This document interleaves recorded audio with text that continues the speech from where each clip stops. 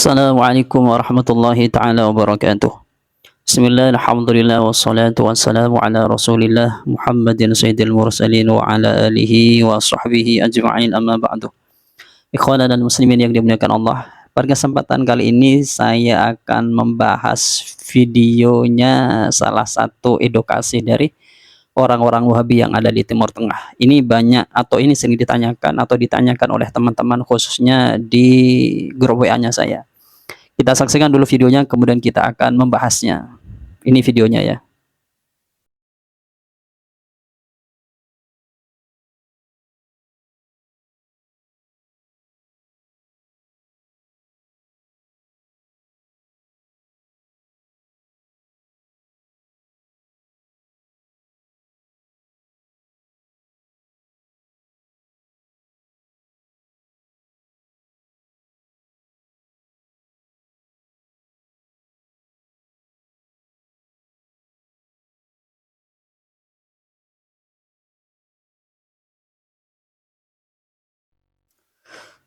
Kalau kita melihat di dalam video tersebut, duduk yang seperti di dalam gambar tersebut atau video tersebut, yaitu kaki yang kiri ini letakkan di belakang punggungnya, kemudian disandarkan dengan ininya ya, atau dengan semuanya ini, itu tidak diperbolehkan karena disebutkan itu adalah jalsatul maghdubi alaihim, atau disebutkan qa'datul maghdubi alaihim, atau bahasanya itu adalah cara duduk yang dilaknat. Kemudian hadis itu sebenarnya kalau kita lihat di beberapa kitab hadis, sebenarnya itu adalah riwayat yang diceritakan dari Syured bin Su'id, yaitu hadisnya itu begini: qala marrobi Rasulullah sallallahu alaihi wasallam wa ana jalisun hakadha wa qad wada'tu yadi al-yusra khalfa dhahri wa taka'tu ala al-yati faqala ataqudu qa'datal maghdubi alaihim. Jadi dengan duduk seperti di dalam gambar tadi, atau dengan meletakkan tangan kiri kemudian ditaruh di belakang punggungnya, kemudian dibuat sendenan tangannya ini, maka itu disebut sebagai cara dulunya orang-orang yang dilaknat oleh Allah Subhanahu wa taala. Dengan hadis itu kemudian orang-orang Wahabi itu menjustifikasi duduk seperti ini itu tidak diperbolehkan. Kemudian saya melihat apakah memang benar pernyataan itu. Saya lihat kemudian di beberapa referensi, ternyata ada hadis yang berbunyi juga sama, tapi tidak istilahnya itu tidak umum. Ini khusus di dalam sholat. Seperti apa pernyataannya itu?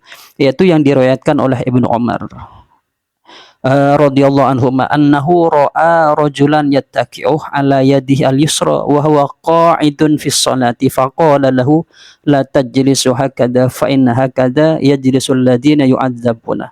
Fi riwayatin tilka sholatul maghdubi alaihim. Jadi riwayat yang dari Ibnu Umar ini mengatakan bahwasanya ketika Rasulullah melihat seperti itu, kemudian disebutkan orang tersebut wahwa fi sholah atau wahwa qaidan fi sholah. Jadi orang tersebut yang melakukan duduk seperti tadi, yaitu dengan tangan kirinya ditaruh di belakang punggungnya kemudian dia buat bersendenan, itu adalah qaidun fi sholah. Jadi dia melakukannya fi sholah. Maka ada redaksi riwayat lain yang mengatakan begini kan, tilka sholatul maghdubi alaihim, itu adalah cara sholat orang-orang yang dilaknat oleh Allah Subhanahu wa taala. Dikatakan itu adalah orang-orang Yahudi gitu. Sehingga dua hadis ini, maka pada umumnya ketika ada dua hadis yang sama, yang satunya misalnya umum mutlak, kemudian dua ini adalah menjadi khusus permasalahannya, maka yang khusus ini mentaksis atau membatasi kepada yang umum begitu. Sebab juga kalau kita lihat ilatnya itu adalah tasyabbuh. Jadi wasababu karohiyatihi sallallahu alaihi wasallam at-tasyabbuhu bihim, fayambaghi 'alal muslimin ayajtanibat tasyabbuha biman ghadiballahu alaihim. Jadi memang ilatnya itu tasyabbuh. Jadi tidak bolehnya duduk seperti itu tak karena tasyabbuh, menyerupai orang-orang Yahudi. Sehingga kasus ini oleh sebagian ulama diarahkan kepada fi sholah begitu. Kalau di kharijah sholat atau di luar sholat bagaimana hukumnya? Maka itu diperbolehkan, ya justru begitu. Kemudian Redaksi yang saya temukan begini bahasanya itu, fala hadisul waridatu fi hadil jalasati kama fi hadal hadis mutlaqatun. Jadi hadis yang menunjukkan tidak boleh dengan praktek yang tadi tangan kiri berada di belakang punggung kemudian dibuat sendenan, itu adalah hadis yang mutlak, jadi yang umum.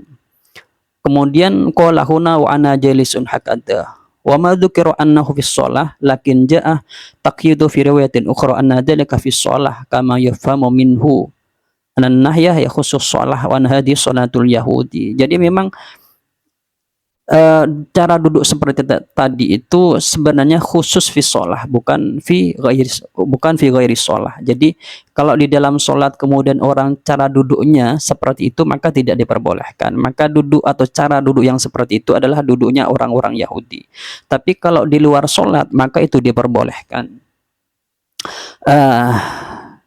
Kemudian begini, tapi saya melihat di satu referensi memang itu menjadi khilaf. Jadi memang ada ulama yang mengarahkan itu terhadap yang fis sholah, jadi khusus di dalam sholat.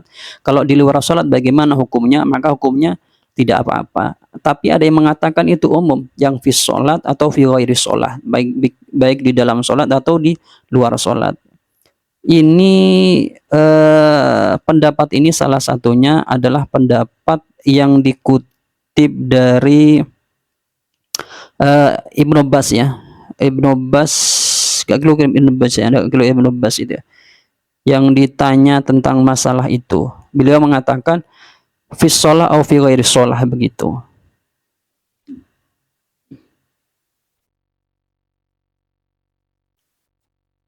Jadi kesimpulannya memang hal itu menjadi khilaf oleh ulama ya, menjadi anggap khilaf. Jadi ada yang mengatakan fi shalah saja, ada yang mengatakan fi sholah dan ghairi sholah begitu. Jadi ada yang khusus dalam sholat duduk seperti tadi yang tidak diperbolehkan, ada yang mengatakan itu di sholat atau di luar sholat begitu.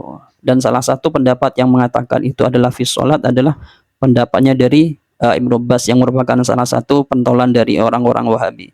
Jadi bagaimana kesimpulannya? Kesimpulannya duduk seperti itu tergantung kita mengikuti ulama yang mana. Kalau ikuti dari orang-orang Wahabi dan ya yang turunannya, itu tidak boleh, karena baik fi sholat atau ghairi sholat atau di dalam sholat atau di luar sholat maka tetap dimakruhkan. Makruh di sana ulama khilaf juga, ada yang mengatakan makruh litanzi, ada makruh litahrim.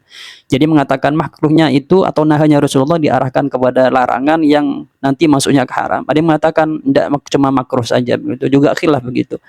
Adapun yang di luar kelompok Salafi Wahabi mengarahkan ulama tersebut ini khusus di dalam sholat. Kenapa kok khusus di dalam sholat? Karena ada hadis dari Ibnu Umar tadi yang mengatakan Rasulullah mengatakan tidak boleh duduk seperti itu wahwa qaidun fi sholah. Orang tadi itu duduk di dalam sholat atau dalam artian orang itu sedang sholat begitu.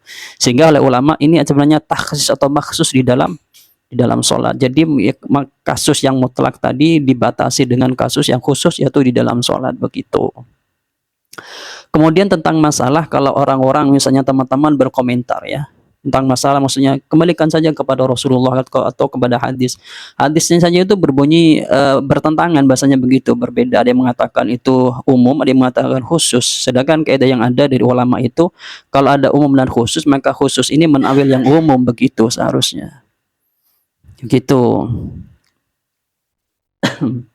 Jadi kesimpulannya bagaimana? Ya kesimpulannya boleh-boleh saja duduk seperti itu. Apalagi dengan bahasa kita sedang capek atau misalnya dengan alasan yang lain seperti itu yang menuntut kita harus duduk dengan seperti itu, maka itu sangat dianjurkan begitu.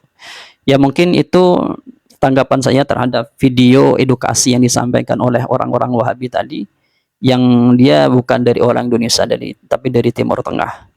Dari saya kurang lebihnya, assalamualaikum warahmatullahi taala wabarakatuh.